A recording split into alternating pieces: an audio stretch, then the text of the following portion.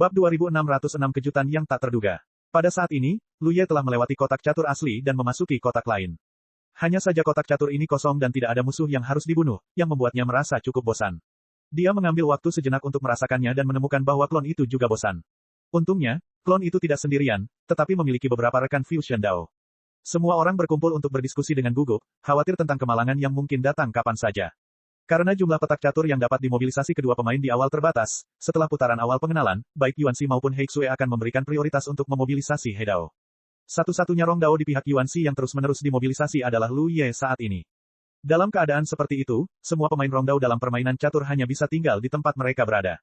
Begitu He Dao musuh dimobilisasi pada saat ini dan menyerbu ke kotak catur tempat mereka berada, para biksu Rong Dao tidak dapat menahannya sama sekali. Di sisi kiri dan kanan permainan catur, kedua pemain catur saling menyerang dan membunuh. Setelah dua ronde berikutnya, Yuanxi akhirnya memilih untuk memperkuat perlindungannya sendiri.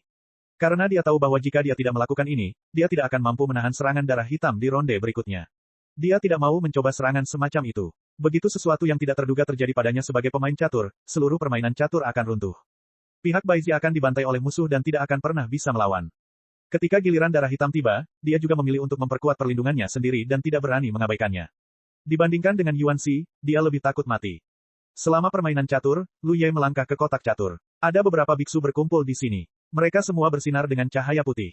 Mereka tidak diragukan lagi adalah miliknya. Melihatnya berjalan masuk, beberapa biksu tampak penuh harap di wajah mereka. Pemuda terkemuka itu melangkah maju, mengepalkan tinjunya dan mengangkat tangannya. Saya telah bertemu dengan teman Tao saya. Apakah Anda berani bertanya kepada saya apa tingkat kultivasi Anda? Tingkat ke-9 dari Fusion Dao. Lu Ye mengatakan yang sebenarnya. Cahaya dan harapan di mata beberapa biksu tiba-tiba padam. Mereka semua berharap Lu Ye menjadi seorang He Dao. Dengan cara ini, mereka akan merasa aman dengan mengikutinya, tetapi ternyata Lu Ye hanyalah seorang He Dao. Hanya pemuda itu yang berpikir serius, rekan Taois, apakah itu benar-benar hanya Rong Dao? Dia melihat sekeliling sebelumnya dan melihat bahwa para biksu yang sementara dimobilisasi oleh para pemain catur di kedua sisi semuanya adalah He Dao. Jika Lu Ye benar-benar hanya seorang Fusion Dao, kualifikasi apa yang dimiliki Lu Ye untuk dipindahkan seperti ini? Kalian pasti tahu bahwa jumlah petak catur yang dimobilisasi saat ini sangat berharga bagi kedua pemain, dan tidak seorang pun boleh ceroboh. Tentu saja, Lu Ye mengangguk, melihat sekeliling, dan matanya tiba-tiba berbinar, karena di petak catur di dekatnya, ada sekelompok biksu dengan cahaya hitam yang keluar dari tubuh mereka. Dia telah melewatkan dua ronde, yang menghalangi keinginannya untuk membunuh musuh dan menjadi lebih kuat. Sayangnya, dia ada di dalam permainan catur. Selain Yuanxi, sang pemain catur, dia hanya bisa melihat area di sekitarnya. Situasi di dalam petak catur, jika ada celah di tengah, tidak dapat dilihat lebih jauh. Namun, dilihat dari jejak Yuanxi yang memobilisasinya beberapa kali ini, Yuanxi tidak diragukan lagi juga memiliki niat untuk membimbingnya membunuh musuh. Bintik matahari di petak catur yang berdekatan adalah mangsa yang Yuanxi bantu temukan. Aku tidak tahu apakah ada kesatuan di dalamnya. Mata Lu Ye melihat sekeliling di antara bintik matahari itu, penuh dengan pengawasan. Nak, apa yang kamu lihat? Di antara orang-orang kulit hitam, seorang biksu setengah baya menoleh dengan dingin sambil meletakkan kedua tangannya di belakang punggungnya. Lu Ye tiba-tiba mengangkat alisnya. Pihak lain begitu sombong, dan alisnya penuh percaya diri. Ini pasti tindakan yang sah. Sepertinya akan ada keuntungan lain selanjutnya. Dalam suasana hati yang baik, dia tersenyum pada pria setengah baya itu. Sudah berakhir, aku mati sekarang. Sebuah teriakan terdengar dari samping, tetapi itu adalah Rong Dao yang tidak tahan dengan tekanan itu. Dia mungkin juga menilai bahwa ada orang He Dao yang kuat di antara pemain kulit hitam di dekatnya, jadi selama pihak darah hitam bergerak, musuh dapat menyerbu ke kotak catur mereka dan membunuh mereka sesuka hati. Beberapa Rong Dao lainnya juga memiliki ekspresi sedih di wajah mereka. Mereka mungkin tidak takut bertarung di medan perang. Bagaimanapun, mereka memiliki ruang untuk bermanuver. Selama mereka berhati-hati untuk tidak terlibat dalam pertarungan antara orang-orang He Dao, mereka hanya perlu berhadapan dengan musuh dengan level yang sama. Tetapi di sini berbeda. Di dalam kotak catur, tidak peduli bagaimana mereka bergerak dan menghindar, mereka tidak dapat menghindarinya. Sangat sulit bagi mereka untuk menghadapi He Dao yang begitu agung. Senyum Lu Ye tidak diragukan lagi membuat pria parubaya itu sangat tidak senang. Dia mendengus dingin, aku akan membunuhmu nanti. Oke, Lu Ye masih tersenyum senang. Pada saat ini, darah hitam jatuh. Selama permainan catur, puluhan pemain He Dao tiba-tiba mulai beraksi, dan suara-suara kehidupan yang sekarat terdengar di mana-mana. Di samping Lu Ye, beberapa Daoist Fusion tampak seperti sedang menghadapi musuh yang tangguh, dan semuanya tampak jelek. Tetapi musuh di sisi yang berlawanan tidak memiliki niat untuk menyerang. Mereka jelas tidak dimobilisasi, sehingga mereka tidak dapat melewati batasan kotak catur mereka sendiri. Kau beruntung. Biksu setengah baya itu mendengus lagi, merasa sangat menyesal dalam hatinya, tetapi sebagai bidak catur, bagaimana dan kapan harus bergerak berada di luar kendalinya. Itu semua tergantung pada keinginan Hexue. Dia menatap Lu Ye dengan dingin, tetapi keberuntungan seperti ini tidak datang selamanya.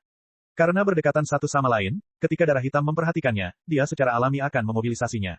Ketika dia selesai berbicara, dia tiba-tiba melihat Lu Ye berjalan ke arahnya dengan senyum di wajahnya, dan kemudian dia melangkah melintasi garis darah bidak catur dan berdiri di bidak catur tempat dia berada. Mata biksu setengah baya itu menyipit, dan orang-orang Rongdao di sekitarnya juga sangat terkejut. Yang lebih mengejutkan adalah beberapa biksu berkulit putih di pihak kita. Tepat sebelum Lu Ye bergerak, mereka merasakan bahwa Yuan Xi sedang memobilisasi mereka. Beberapa orang Rongdao hampir menjadi gila. Aku benar-benar tidak tahu apa yang dilakukan para pemain caturku. Bukankah ini meminta mereka untuk mati? Hanya pemuda yang menjawab Lu Ye terlebih dahulu yang matanya berbinar, menatap punggung Lu Ye, penuh kegembiraan. Dia tahu dengan jelas bahwa pemain caturnya tidak mungkin sebodoh itu. Karena dia memilih untuk memobilisasi posisi catur mereka, dia pasti punya alasan. Membiarkan bidak caturnya sendiri mati tidak hanya tidak akan ada gunanya bagi pemain catur, tetapi juga akan menyebabkan kerugian. Keberuntungan tidak bertahan selamanya. Lu Ye perlahan menghunus pedangnya, jika kamu tidak bisa melewatinya, bagaimana denganku? Wajah biksu setengah baya itu berubah, dan dia samar-samar menyadari bahwa ada sesuatu yang salah. Dia segera berteriak, bunuh dia. Beberapa Heizi di sekitarnya bergegas keluar dari belakangnya dalam sekejap, dan semuanya menyerang Lu Ye. Lu Ye mengayunkan pedangnya secara horizontal, dan cahaya pedang yang terang menembus kehampaan seperti bila angin. Rongdao yang datang segera terpotong menjadi dua bagian, dan darah mengalir keluar. Darah yang menyembur keluar dari mayat itu berubah menjadi binatang buas darah yang ganas di bawah kendali kekuatan tertentu, dan menerkam ke arah biksu setengah baya itu. Teknik darah. Biksu setengah baya itu telah mengorbankan senjata taunya. Dia bisa melihat melalui akar binatang berdarah itu sekilas. Dia menggesekkan senjata tau di tangannya dan menghancurkan binatang berdarah itu. Matanya tiba-tiba menyipit, karena dengan bantuan penutup binatang berdarah itu, Lu Ye telah mendekat dan menebasnya dengan pedang yang ganas. Jangan pernah berpikir tentang itu. Biksu setengah baya itu meraung, mengangkat senjata taunya untuk memblokirnya. Di belakang Lu Ye, pemuda Rongdao itu tampak terkejut, karena dalam bidang penglihatannya, pedang Lu Ye diarahkan ke musuh, tetapi musuh itu tampaknya tidak menyadarinya sama sekali. Sebaliknya, dia menangkis serangan yang tidak ada dari atas. Menyinggung. Kali ini, tentu saja menghalangi jalan. Bilah tajam itu memotong pinggang biksu setengah baya itu, mengeluarkan banyak darah. Bila itu bisa saja memotongnya secara langsung, tetapi sayang sekali bila itu terhalang oleh tulang di tubuhnya dan tidak bisa. Lakukan yang terbaik. Di bawah rasa sakit yang hebat, biksu setengah baya itu akhirnya bereaksi. Dia tidak bisa mengerti bagaimana dia bisa membuat kesalahan tingkat rendah seperti itu.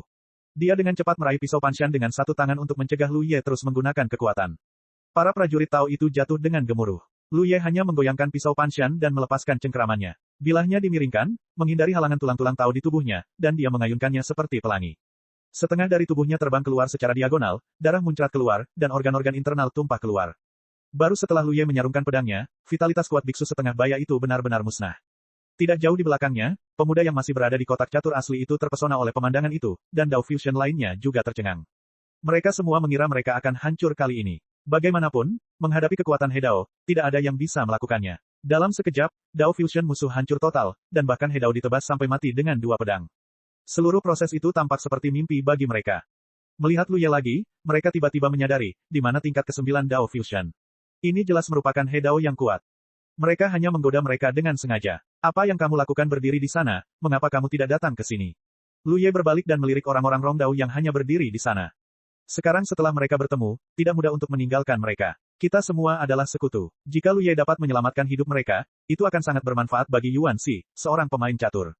Selain itu, pemain catur menggerakkan bidak catur sesuai dengan kotak catur.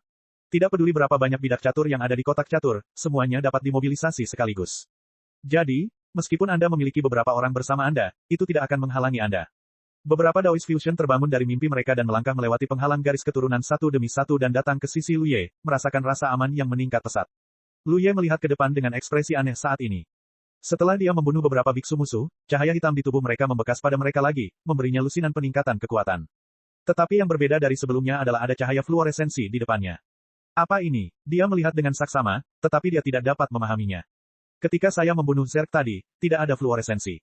Tuan, apa yang Anda lihat? Pemuda itu tiba-tiba bertanya. Dia melihat Lu Ye menatap kosong di depannya karena suatu alasan, seolah-olah dia telah menghadapi suatu masalah, dan dia tidak bisa menahan rasa takut. Lu Ye menoleh untuk menatapnya dan tiba-tiba menyadari, tidak bisakah Anda melihat? Pemuda itu berkedip. Lu Ye menunjuk ke depannya, ada sesuatu di sini, tidak bisakah kalian semua melihatnya? Beberapa penganut Dao Fusion menggelengkan kepala. Pada saat ini, suara Yuan Xi masuk ke telinganya, aturan menyatakan bahwa jika Anda dapat membunuh musuh di luar level, akan ada kejutan yang tidak terduga. Apa yang ada di depan Anda seharusnya menjadi kejutan. Zerg Hedao yang baru saja Anda bunuh juga memiliki beberapa kejutan. Tetapi kejutan itu untuk para pemain catur, saya dapat memindahkan dua kotak catur lagi setiap putaran. Lu Ye mengangkat alisnya ketika mendengar ini. Bab 2607 Obsesi Yuan Xi.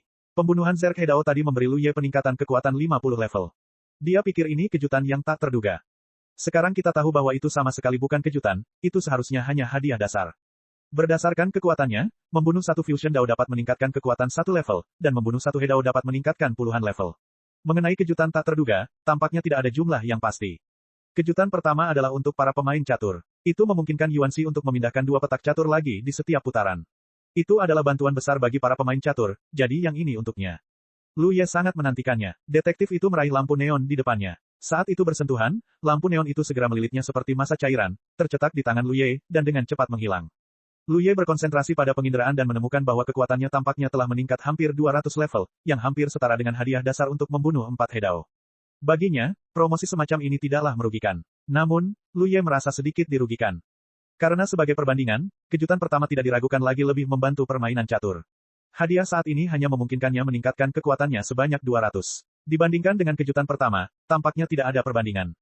Namun, baginya, kejutan ini masih dapat diterima. Ada hal lain yang tidak dapat dipahaminya sekarang. Apakah hadiah dasar yang diterima orang lain karena membunuh Rong Dao dan He Dao sama dengan miliknya? Jika demikian, maka dia ingin lebih dekat atau bahkan lebih dekat dalam hal kekuatan. Jika Anda melampaui yang kuat itu, Anda dapat mengharapkan kejutan yang tidak terduga. Dan ini adalah keuntungan uniknya. Banyak biksu di lapangan mungkin dapat mengalahkan yang kuat dengan yang lemah, tetapi mereka tidak akan pernah dapat membunuh musuh sesuka hati seperti dia. Diam-diam merasakan bahwa setelah 2 pertempuran, dia sekarang memiliki lebih dari 1.300 kekuatan di tubuhnya, 300 di antaranya tidak dimiliki olehnya sendiri, tetapi setelah dia mengambil tindakan, papan catur langit berbintang, sebuah harta karun, ditambahkan padanya. Kekuatan eksternal, tetapi kekuatan eksternal juga merupakan kekuatan. Selama dia masih dalam permainan catur, dia selalu dapat mengerahkan kekuatan ini tanpa membebani dirinya sendiri. Sementara dia merenungkannya di sini, darah hitam telah jatuh. Hampir setiap kali setelah 2 pemain catur bergerak, akan ada banyak pergerakan energi kehidupan. Lu Ye mengamatinya dalam diam dan menemukan bahwa kedua pemain berusaha sekuat tenaga untuk mengerahkan bidak catur mereka untuk melenyapkan biksu Fusion Dao lawan. Karena dalam permainan catur, ada banyak jalur fusi dan mudah untuk dibunuh. Jumlah dan kualitas keseluruhan bidak catur seseorang terkait erat dengan kekuatan yang dapat dikeluarkan oleh pemain catur.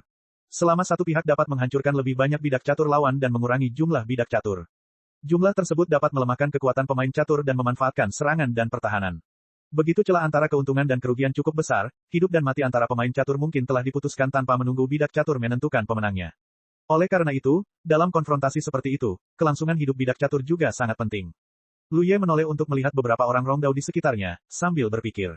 Pemuda itu dengan cepat berkata, "Tuan, apa perintah Anda?" "Anda telah melihat betapa kuatnya Lu Ye, bagaimana Anda berani bersikap tidak sopan?" Lu Ye menggelengkan kepalanya dan berkata, "Tidak peduli apa, ikuti saya dan jangan berlarian."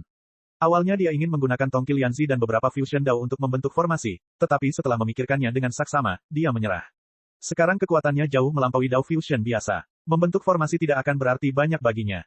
Ada hambatan, selama jalan fusion ini tidak berputar-putar saat dia membunuh musuh.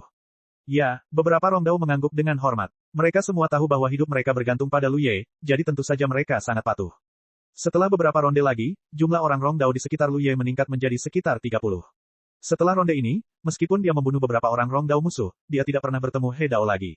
Ini membuatnya merasa sangat menyesal. Dalam ronde aksi lainnya, Lu Ye memimpin sekelompok Rong Dao ke dalam kotak catur.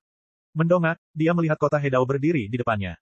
Selama proses pencucian harta karun catur sebelumnya, semua orang dan benda yang ditutupi oleh papan catur dicuci ke dalam permainan catur, jadi kota-kota He Dao juga ada dalam permainan catur seperti para biksu, dan mereka semua dipukuli. Mereka dipisahkan dan ditempatkan di papan catur yang berbeda. Bukan hal yang aneh untuk tiba-tiba bertemu dengan kota He Dao. Mata Lu Ye berkedut saat dia melihatnya, obsesi Yuanxi begitu mengerikan, bahkan dalam permainan catur seperti itu, dia benar-benar menatap kota He Dao milik orang lain. Dia yakin bahwa Yuanxi sengaja mengirimnya ke sini, kalau tidak, itu tidak akan menjadi kebetulan seperti itu. Niat penguasa kota sangat jelas, dia diminta untuk menyerang kota. Yuanxi bahkan telah menemukan lebih dari 30 pembantu untuknya sebelumnya. Melihat ukuran kota He Dao, tidak diragukan lagi bahwa kota itu adalah kota gurun.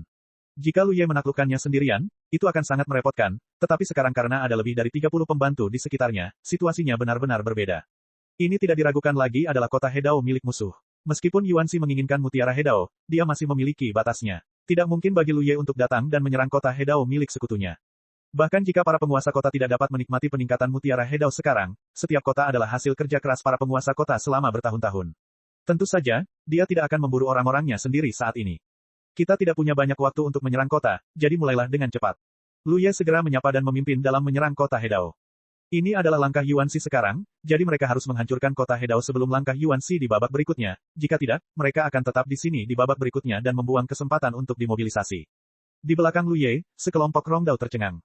Menyerang kota saat ini, meskipun kota itu kosong, susunan pelindung di kota itu masih mempertahankan operasi dasar. Akan butuh sedikit usaha untuk menaklukkannya. Dan bagaimana jika kota itu hancur? Ini tidak akan menguntungkan seluruh permainan catur sama sekali. Oleh karena itu, dari awal permainan catur hingga saat ini, banyak biksu belum menemukan kesempatan untuk menyerang kota, tetapi tidak seorang pun melakukannya. Dalam kesempatan seperti itu, tidak seorang pun yang mau menghabiskan kekuatan Tao mereka untuk hal-hal yang tidak berguna. Jika Anda benar-benar punya waktu, Anda mungkin juga bergegas. Latihan keras meningkatkan beberapa kekuatan Tao. Lu Ye dan yang lainnya pasti membuat preseden di sini. Namun, pada saat ini, semua kultivator menatap Lu Ye Ma. Begitu dia memberi perintah, bagaimana mungkin banyak Rongdao tidak menghormatinya? Tidak peduli seberapa tidak mau mereka hanya bisa mengikuti. Tiba-tiba, puluhan tokoh bergegas ke depan kota Hedao dan melancarkan serangan ganas satu demi satu. Lu Ye saat ini memiliki lebih dari 1.300 kekuatan Tao, dan pedang Panshan memiliki efek menghancurkan pertahanan. Hanya dengan satu orang yang bertindak, efeknya sebanding dengan kekuatan gabungan lebih dari 30 Taois fusi. Setiap tebasan dengan kekuatan penuh dapat menyebabkan tirai cahaya formasi pelindung bergetar tanpa henti. Begitulah situasinya, menghadapi kota yang kosong ini, butuh sekelompok biksu setengah cangkir teh untuk menerobosnya. Lu Ye segera bergegas menuju aula tengah. Di sisi kiri dan kanan papan catur, He Xue menatap Yuan Shi dengan dingin. Setelah menyerang dan bertahan kali ini, dia tidak lagi berani meremehkan Yuan Shi. Kekuatan wanita di depannya sangat mengerikan, terutama sekarang karena jumlah bidak catur yang dimobilisasi setiap kali lebih dari. Aku punya dua lagi, dan akumulasi keuntungan kecil ini sungguh mengerikan. Kau belum bergerak, apa yang kau tunggu? He Xue berteriak marah, karena giliran Yuan Shi tepat setelah ia bergerak, tetapi wanita ini terus menahan diri, membuatnya sangat kesal. Namun, sebagai pemain catur, He Xue tahu bahwa penundaan semacam ini memiliki batas waktu. Yuan Shi tidak bisa berlama-lama karena aturan papan catur tidak mengizinkannya. Apakah kau begitu ingin mencari kematian? Kalau begitu aku akan membiarkanmu melakukannya. Yuan Shi meliriknya dengan acuh tak acuh dan mendorong ke arah darah hitam dengan telapak tangan yang ringan. Pada saat ini, Lu Ye Chai menggunakan pola Dao Void untuk mengirim pecahan manik Hedao yang dikemas kembali ke kota Yuan Shi, dan segera ia merasakan bahwa Yuan Shi sedang memobilisasinya. Di berbagai tempat di kota, lebih dari 30 orang Dao Fusion turun dari gunung seperti sekawanan serigala, mencari sesuatu yang berguna, tetapi sayangnya mereka tampaknya tidak menemukan apapun. Pasti ada rumah harta karun di kota itu, tetapi akan butuh banyak kesulitan untuk membuka rumah harta karun itu, dan pasti sudah terlambat. Ayo, Lu Ye menyapa, mengikuti arah yang dimobilisasinya, dan menyapu ke arah itu, dengan sekelompok pita mengikuti dari dekat di belakangnya. Sebelum dia bergegas ke kotak catur yang berdekatan, Lu Ye melihat pertempuran sengit di sana. Sebenarnya, dia telah menyadarinya sebelumnya ketika dia menyerang kota itu, tetapi karena dia berada di kotak catur yang berbeda, dia tidak dapat melakukan apapun meskipun dia melihatnya. Dia tahu dalam hatinya bahwa Yuan Shi pasti akan memindahkannya ke kotak catur yang diperebutkan berikutnya, jadi dia memiliki harapan dalam hatinya. Ini seharusnya menjadi situasi pertempuran yang tersisa dari penjadwalan pemain catur sebelumnya. Itu telah dimainkan sampai sekarang. Ada kemungkinan besar bahwa itu adalah penjadwalan bidak hitam, karena bidak hitamlah yang memiliki keunggulan di tempat kejadian. Baik musuh maupun diri kita sendiri diselimuti oleh cahaya dengan warna yang berbeda, jadi itu sangat nyaman. Saat ini ada 3 Hedao yang bertarung di sana, 1 di pihak kita, 2 musuh, dan sekelompok Hedao di pihak lain bertarung dengan kacau. Cakupan kotak catur sebenarnya tidak kecil, tetapi akibat dari pertarungan Hedao juga sangat luas. Oleh karena itu, meskipun Fusion Dao bertarung, tidak peduli siapa mereka harus mencurahkan sebagian perhatian dan energi mereka untuk melawan akibat dari pertarungan Hedao. Yang membuat pertarungan mereka terlihat cukup lunak. Hedao di pihak kita seharusnya adalah seorang kultivator individu, dan berkat dia menjadi kultivator fisik berkulit tebal, jika tidak, dalam lingkungan yang terbatas seperti itu, 1 lawan 2, saya khawatir dia akan mendapat masalah. Bahkan saat ini, dia dipukuli dan memar di sekujur tubuhnya. Tanpa campur tangan dari luar, itu ditakdirkan untuk berakhir dengan tragedi. Intrusi Lu Ye membuat kedua musuh waspada. Sama seperti Lu Ye yang memperhatikan mereka ketika dia menyerang kota sebelumnya, mereka juga memperhatikan sisi Lu Ye, samar-samar menyadari bahwa musuh akan segera mendukungnya. Jadi ketika dia melihat pemandangan ini, salah satu biksu, yang ditutupi dengan warna hitam pekat, seolah-olah sepotong arang telah menjadi halus, berteriak dengan suara rendah, aku akan membunuh orang ini dengan cepat. Saat dia berbicara, dia berbalik dan menuju ke arah Lu Ye. Lu Ye merasakan fluktuasi kekuatan Dao bertahan pada orang ini sejenak, mengangkat tangannya, menghunus pedangnya, dan menebas. Pada saat ini, cahaya pedang menyatu, seperti jalinan gigi taring, dan tampak seolah-olah seekor binatang buas melarikan diri dari kandang.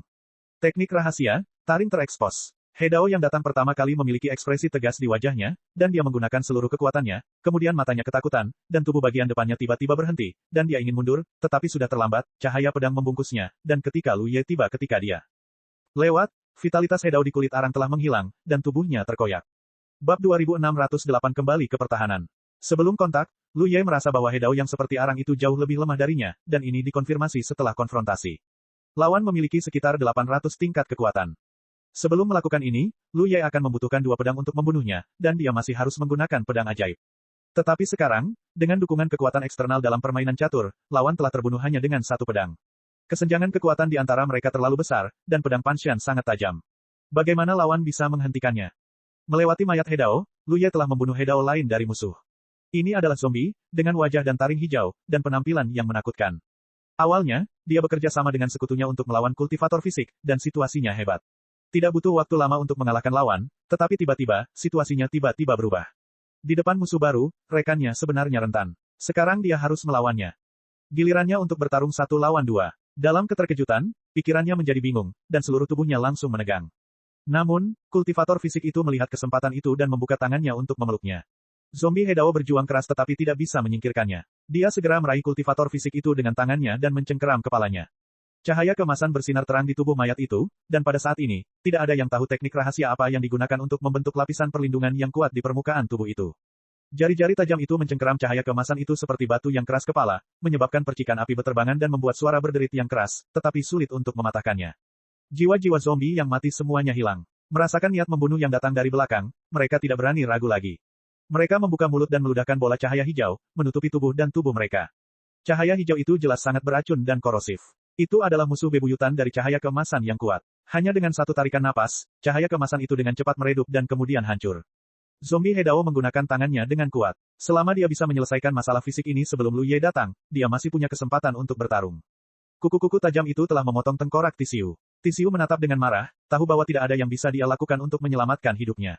Segera, dia melihat kilatan cahaya pedang terang mekar di bidang penglihatannya, mengiris leher zombie He Dao. Kekuatan yang kuat di kepala tiba-tiba mengendur, dan tubuhnya terhuyung mundur. Di bidang penglihatan, kepala musuh terbang tinggi, tetapi tidak ada jejak darah yang mengalir di sekitar leher, dan mayat tanpa kepala itu hanya berkedut tanpa suara. Dia tertawa terbahak-bahak, duduk bersila, menatap Lu Ye yang terjatuh di depannya, dan berkata dengan susah payah, rekan Tao terlambat selangkah. Meskipun dia belum mati, dia telah terluka parah, dan ketika racun mayat memasuki tubuhnya lagi, dia tidak lagi memiliki kemampuan untuk mengatasinya. Pada saat ini, dia merasa organ-organ dalamnya meleleh dengan cepat, dan dia takut akan berubah menjadi genangan darah dalam waktu kurang dari 10 napas. Lu Ye melihat kesulitannya sekilas, melangkah maju, dan mencengkeram bahunya dengan satu tangan, seharusnya tidak terlambat. Kekuatan pohon bakat diaktifkan dengan cepat, dan akar yang tak terlihat menembus tubuh, membakar racun mayat yang ganas. Ekspresi Tisiu tiba-tiba menjadi ganas. Sangat tidak nyaman untuk merasakan bahwa setiap inci tubuhnya terbakar dari dalam keluar. Namun, dia tidak menggunakan suaranya. Sebaliknya, dia secara bertahap menunjukkan ekspresi terkejut. Karena selama pembakaran seperti itu, dia dengan jelas merasakan bahwa racun mayat di tubuhnya menghilang dengan cepat. Hal yang paling jelas adalah organ dalamnya yang meleleh berangsur-angsur menjadi aman dan sehat. Setelah beberapa saat, Lu Ye berhenti. Tixu menatapnya dengan kagum dan terima kasih, sarankan pendekatan yang bersahabat. Meskipun dia tidak tahu apa yang telah dilakukan Lu Ye untuk membuang racun mayat di tubuhnya dengan begitu cepat, ini adalah anugerah sejati untuk bertahan hidup dan layak diingat selama sisa hidupnya. Kita akan membicarakannya nanti. Lu Ye menghindar dan bergegas ke kelompok pertempuran prajurit Rongdao. Ketika pedang itu mengenai, musuh Rongdao hancur berkeping-keping. Membunuh Fusion Dao dapat meningkatkan kekuatan seseorang. Tentu saja dia tidak ingin melewatkan kesempatan seperti itu. Dalam situasi ini, daging nyamuk juga daging. Menjumlahkan sedikit menjadi banyak, dan mengumpulkan pasir menjadi menara adalah tujuan yang dapat dicapai. Pertarungan dengan cepat mereda, dan banyak mata memandang ke arah Lu Ye, semuanya penuh dengan kekaguman. Belum lagi lebih dari 30 Rongdao yang mengikuti Lu Ye ke sini, Rongdao yang awalnya bertarung di sini berpikir bahwa kali ini tidak beruntung. Sedikit. Sekarang, tiba-tiba ada masa depan yang cerah, tentu saja aku beruntung. Lu Ye menatap lampu neon di sebelahnya. Setelah dia membunuh 2 musuh He Dao tadi, kekuatannya sendiri meningkat puluhan level, tetapi hanya bola fluoresensi yang tersisa. Dia mengangkat kepalanya dan melihat ke arah Yuan Xi, dan berkata melalui pesan, Tuan, apakah Anda mendapatkan sesuatu? Dia memperkirakan bahwa harus ada kejutan untuk para pemain catur. Benar saja, suara gembira Yuan Xi terdengar, saya bisa menggerakkan 2 buah catur lagi. Lu Ye mengangguk, ini tidak diragukan lagi merupakan kejutan yang sangat bagus. Semakin banyak bidak catur yang dapat dimobilisasi Yuan Xi di setiap ronde, semakin besar keuntungan yang dapat diperolehnya. Saat berbicara, Lu Ye meraih lampu neon dan tiba-tiba menyentuh sesuatu yang keras dan persegi. Hal ini membuatnya sedikit terkejut. Melalui pengalaman sebelumnya, ia menyadari bahwa ia telah melewati level He Dao. Kejutan di akhir tidak tetap, tetapi saya tidak menyangka akan ada sesuatu yang sejenis sebagai hadiah. Ia mengulurkan tangan dan mengambil benda itu dari lampu neon. Setelah melihat sekilas, ia menemukan bahwa benda itu tampak seperti dadu, seukuran kepalan tangan, dengan angka yang berbeda terukir di keenam sisinya. Lu Ye tiba-tiba memiliki bayangan psikologis. Hal ini dibawa kepadanya oleh harta karun atribut dadu takdir saat itu. Melihat benda seperti itu membuatnya merasa tidak nyaman. Namun, benda ini jelas bukan dadu takdir, dan Lu Ye tidak merasakan aura harta karun darinya. Selain itu, angka-angka di keenam sisi dadu tidak tetap, tetapi terus berubah, dari 0 hingga 10. Apa ini? Untuk apa ini digunakan? Dia bingung ketika sepotong informasi tiba-tiba muncul di benaknya, seperti papan catur langit berbintang yang mencetak aturan pengumpulan ke dalam benaknya sebelumnya. Ini tidak diragukan lagi adalah kekuatan yang paling berharga. Lu Ye langsung mengerti fungsi dadu. Benda ini, tampaknya cukup bagus. Dadu Tong, kita dalam masalah. Suara Yuanxi tiba-tiba mencapai telinganya. Kota ini akan diserang. Lu Ye bertanya sambil memasukkan dadu ke dalam pelukannya. Dia telah memberitahu Yuanxi sebelumnya bahwa tanda Dao Void dapat digunakan, jadi Yuanxi tahu bahwa dia dapat kembali ke kota Yuanxi kapan saja selama gilirannya sendiri. Sekarang setelah Yuanxi mengatakan ini, jelas itu memintanya untuk kembali untuk mempertahankan kota sementara. Musuh telah memasuki kotak catur tempat kota kita berada. Meskipun kita tidak berniat menyerang, kita harus berjaga-jaga terhadapnya, jawab Yuanxi. Kota itu terlalu kecil, jadi meskipun musuh berada di papan catur yang sama dengan kota, mereka mungkin tidak tertarik untuk menyerang kota, tetapi Yuanxi tidak bisa berdiam diri. Itu kotanya, bagaimana jika seseorang menyerangnya dengan seenaknya? Mengerti, aku akan segera kembali. Lu Ye mengangguk. Dia tidak bisa pergi sekarang karena belum giliran Yuanxi. Setelah setuju, dia menoleh untuk melihat kultivator tubuh yang duduk di sampingnya. Orang ini telah menelan ramuan itu dan sedang memulihkan diri dari luka-lukanya. Meskipun luka-lukanya sebelumnya sangat parah, dia berkulit kasar dan berkulit tebal, dan dia adalah seorang penyembuh. Kekuatannya sangat kuat, jadi luka-lukanya sebagian besar sudah sembuh saat ini. Merasakan tatapan Lu Ye, Tisiu menangkupkan tinjunya dan berkata, aku telah melihat teman Taoisku di kota Fengling. Lu Ye membalas sapaannya, kota Yuanxi, Lu Ye. Setelah jeda, dia melanjutkan, itu saja, rekan Taois Yu, aku butuh bantuanmu di sini. Yunian mengangguk cepat, saudara Lu, jika kamu memiliki sesuatu untuk dilakukan, silakan hubungi aku. Yu tidak akan pernah menolak. Jika Lu Ye tidak datang sekarang, dia pasti sudah mati. Tidak peduli apa yang diminta Lu Ye, dia tidak akan menerima anugerah penyelamat hidup semacam ini. Menolak, aku butuh rekan Taois dan kamu untuk kembali bersamaku untuk mempertahankan kota. Selain itu, kamu mungkin perlu tinggal di sana sepanjang waktu. Saat Lu Ye berbicara, dia melihat banyak Taois Fusion di samping. Jumlah Dao Fusion ini tidak terlalu banyak, hanya lebih dari 50, tetapi tidak masalah untuk bekerja sama dengan Yunian untuk sementara waktu mempertahankan kota. Mempertahankan kota, Yunian bingung. Saat ini, kota mana yang harus kita pertahankan? Dan kota mana yang harus kita pertahankan? Dia melihat sekeliling dan melihat tidak ada balok catur lain di dekatnya kecuali yang baru saja diserang Lu Ye dan anak buahnya. Ada jejak kota Hedao, nanti kita tahu. Saat Lu Ye berbicara, dia sudah mulai membangun pola kekosongan. Dia merasakan bahwa Yuanxi sedang memobilisasi ubin catur tempat dia berada. Sekarang gilirannya, dia berhak pergi dari sini. Di bawah gelombang kekuatan Dao, pola Dao besar terpusat di kaki dan menyebar ke segala arah. Adegan ini membuat Yunian dan banyak orang Dao Fusion menyaksikan dengan kagum.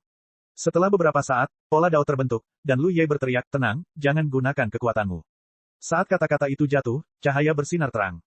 Banyak sosok menghilang bersama. Di kota Yuanxi, di depan aula tengah, orang-orang yang menghilang tiba-tiba muncul dari udara tipis, dan semua orang tidak bisa dijelaskan. Ekspresi Lu Ye serius, karena ketika dia diteleportasi kembali dengan bantuan tanda Dao kekosongan, dia tiba-tiba merasa sedang diawasi. Dalam kegelapan, tampak ada kemauan besar yang memperhatikan gerakannya yang aneh. Untuk sesaat, dia merasa takut. Dia menyadari dengan jelas bahwa metodenya menggerakkan pola Dao Void dianggap sebagai metode curang dalam permainan catur. Ini berbeda dari apa yang dia pikirkan sebelumnya. Ketika dia pertama kali menyadari bahwa tanda Dao Void dapat digunakan, dia hanya merasa bahwa aturan papan catur tidak melarang para biksu menggunakan kemampuan mereka. Tetapi melihatnya sekarang, saya jelas salah. Bidak catur hanya dapat bergerak satu persatu sesuai dengan keinginan pemain. Tidak diragukan lagi melanggar aturan baginya untuk tiba-tiba berlari kembali melintasi setengah papan catur. Perhatian semacam itu datang dari wasiat harta karun, tetapi karena Lu Ye menggunakannya untuk pertama kalinya, aturan harta karun itu tidak menghentikannya. Namun, dia sangat yakin bahwa dia tidak dapat menggunakannya untuk kedua kalinya. Jika dia mencobanya lagi, itu pasti akan berakhir buruk. Ini adalah celah dalam aturan. Karena wasiat harta karun telah menyadarinya, tentu saja celah ini harus ditutup. Dalam sekejap, Lu Ye mengerti keseluruhan cerita dan tidak bisa menahan diri untuk tidak menggertakkan giginya. Namun, saat ini, kita harus segera menyelesaikan masalah yang ada. Di luar kota Yuanxi, ada Hedao musuh yang ditempatkan. Ini adalah Hedao yang dimobilisasi oleh darah hitam dan lewat di sini. Meskipun dia menemukan kota Yuanxi, dia tidak berniat menyerangnya karena dia tidak akan tinggal di sini. Darah hitam akan memindahkannya di babak berikutnya. Namun, saat ini, dia tiba-tiba menyadari banyak aura yang datang dari kota Hedao di belakangnya. Dia dengan cepat berbalik dan melihat Lu Ye memimpin sekelompok besar biksu untuk bertarung. Dia terkejut. Bab 2609.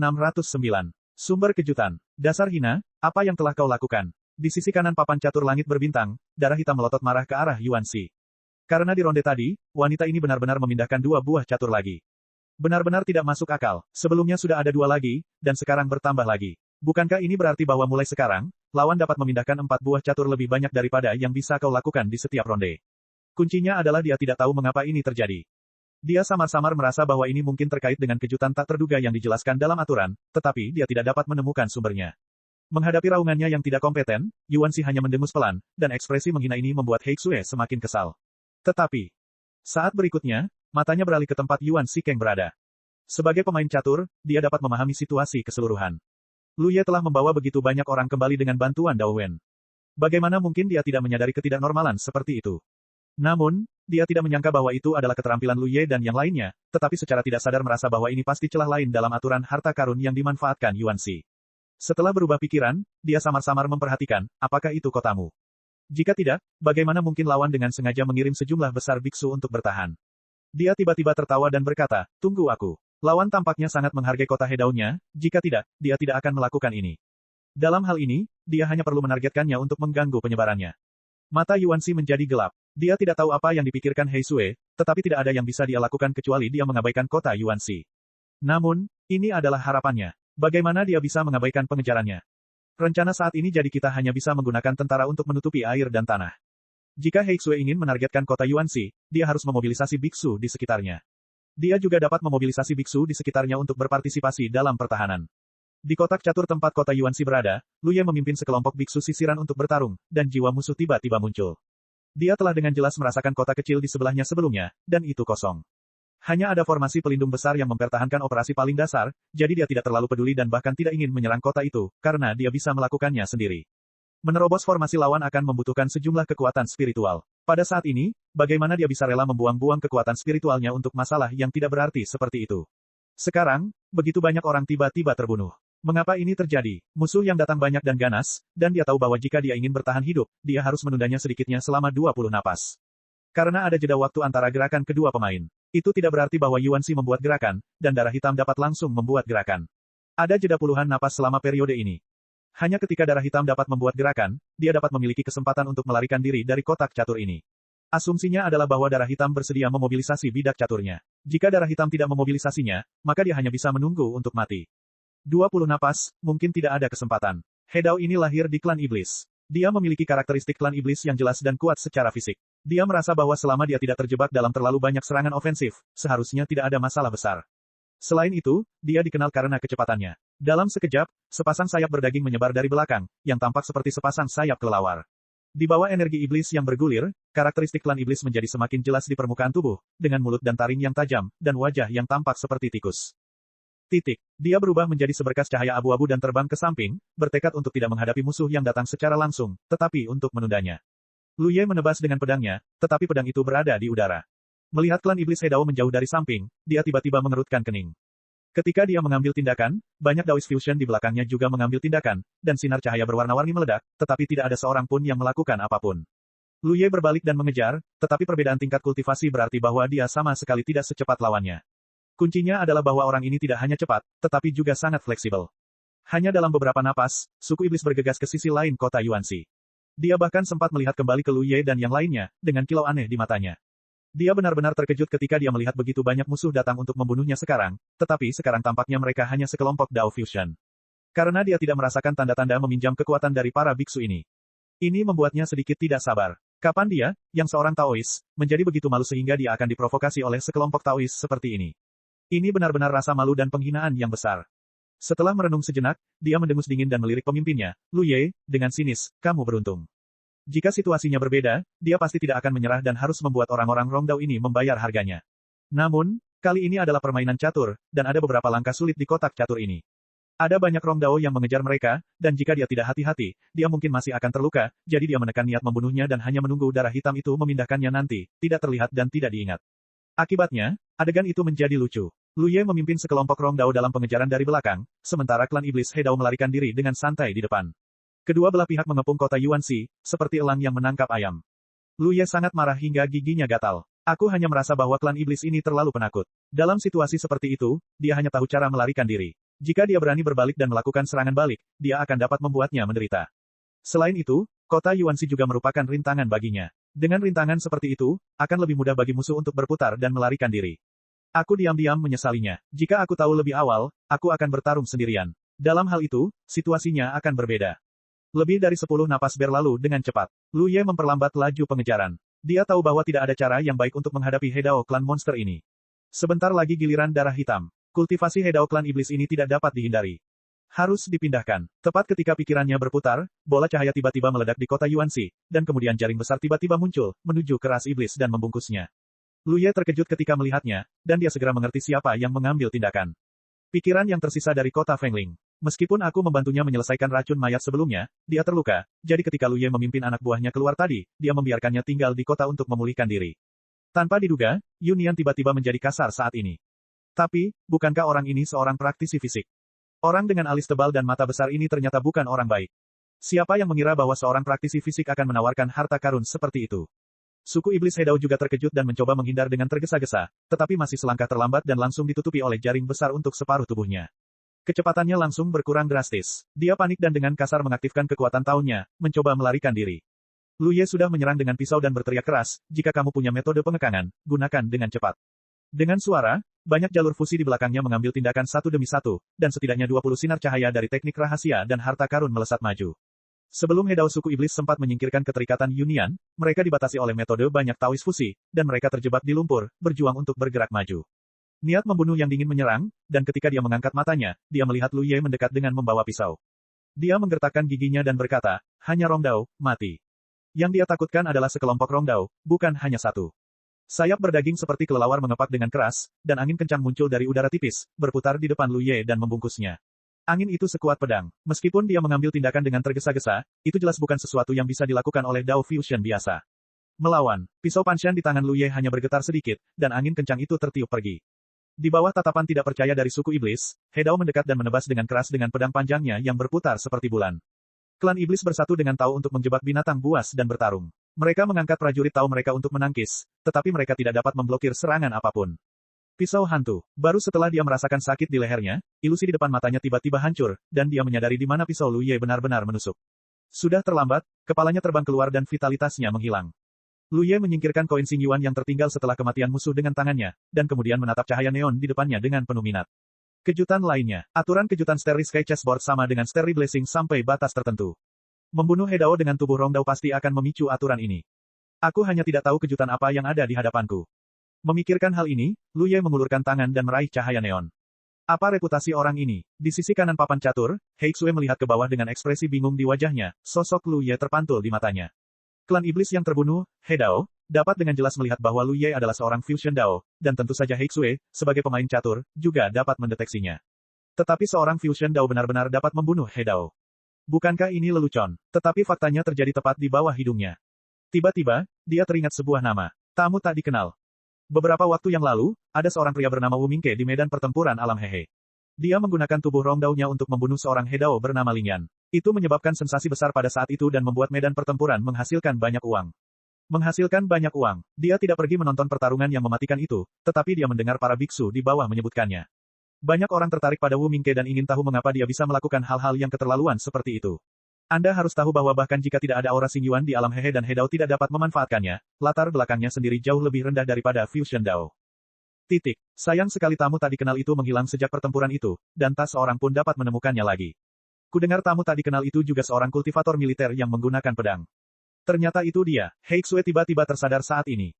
Dia tidak tahu apakah kultivator prajurit manusia ini adalah Wu Mingke, dan dia tidak mempedulikannya, tetapi dia akhirnya tahu dari mana sumber kemampuan Yuan Xi untuk menggerakkan lebih banyak bidak catur daripada dirinya.